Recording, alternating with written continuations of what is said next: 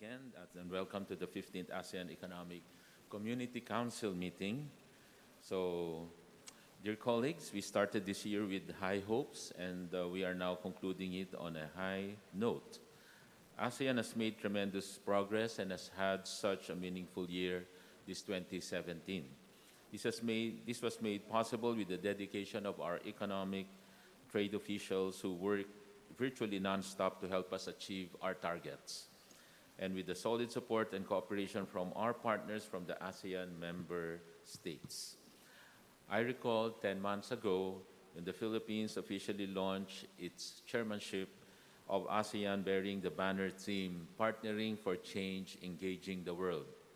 Under this theme, our chairmanship had 6 thematic priorities, one of which was inclusive innovation-led growth for the ASEAN economic community. This thematic priority affirms trade and integration as a powerful engine of economic growth and development for the AEC. In this regard, ASEAN has achieved a measure of success as we continue to link economies and pursue integration and cooperation with strategic external partners. The establishment of the AEC in 2015 has engendered enormous opportunities in the form of a huge market worth $2.5 trillion, vibrant flow of goods, services, investments, and skilled labor are among the benefits of this economic integration. Moreover, the ASEAN Vision and AEC Blueprint 2025 demonstrates that the region is making good progress in formulating a clear way on how to collectively address the opportunities that AEC presents. Nonetheless, we acknowledge that despite our efforts, the issue of development remains a pressing concern, with inequity and inclusiveness remaining the biggest challenges within our economies and across the region. Without full participation in trade, growth cannot be truly inclusive, and further progress in trade liberalization would be difficult if the benefits are not shared by all. The theme, Inclusive Innovation-Led Growth, acknowledges the socio-economic dimension of regional economic integration and its contribution to poverty alleviation. This priority urges us to strengthen our commitment for more inclusive participation in the process of community building, where we are all partners and everyone contributes. This will likewise ensure that the gains presented by economic integration are fully realized and shared by everyone in the region. I remember our President Duterte also highlighting this point at the recently concluded APEC, wherein for us leaders, the way the globalization should work is that everyone should emerge as winners, and that globalization will not produce winners and losers, but everyone as winners.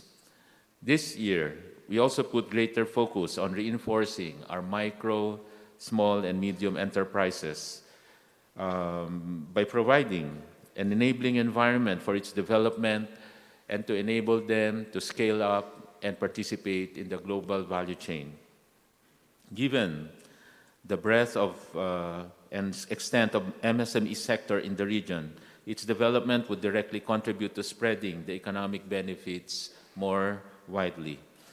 Micro SMEs must be full participants and beneficiaries that closer regional economic integration brings. This means further strengthening the role and contribution of micro SMEs so as to attain a dynamic, inclusive, and people-oriented AEC. We pursued this theme through 3 strategic measures, namely increasing trade and investments, integrating micro SMEs in the global value chains, and developing an innovation-driven economy. These measures, in turn, were supported by 11 priority economic deliverables related to trade facilitation, trade in services, connectivity, inclusive business, e-commerce, and innovation.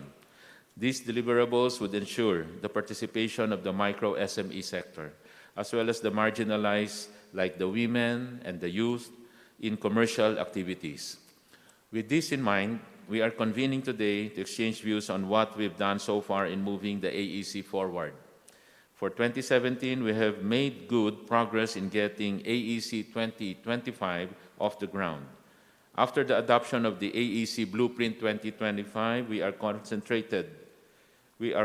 concentrated our efforts on the development of the consolidated strategic action plan that serves as the operational framework for the AEC Blueprint 2025.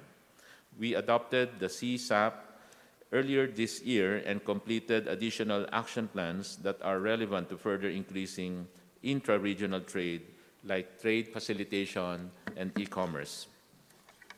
So we take this opportunity as well to prepare and firm up our deliverables and report to our leaders who are set to meet a few days from now.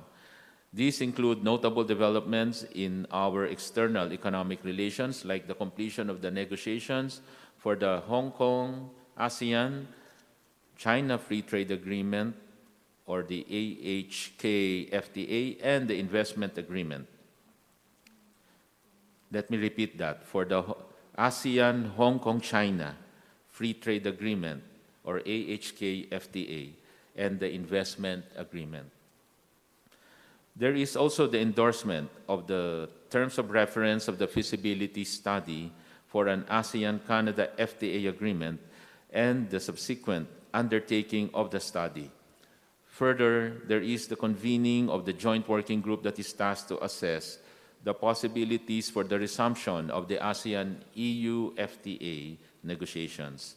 Lastly, the level of engagement that we had on the Regional Comprehensive Economic Partnership, or RCEP, this year is unprecedented, demonstrating and galvanizing ASEAN's leadership in the negotiations process. Ladies and gentlemen, ASEAN continues to progress year after year through our concerted efforts. The challenge of sustaining this and ensuring that we reach the kind of community that our forefathers envisioned us to become, a community that is secure, inclusive, prosperous, and stable, requires us to work even more closely. As our term, or my term, as AEM Chairman comes to an end, allow me to express my deep gratitude to everyone for your support and hard work to ensure that our chairmanship, which coincides with the 50th anniversary of ASEAN, is a success. I would also like to congratulate our fellow economic officials and trade officials for a job well done. Again, thank you very much, and I wish a productive discussion ahead of us. Mabuhay po tayong lahat.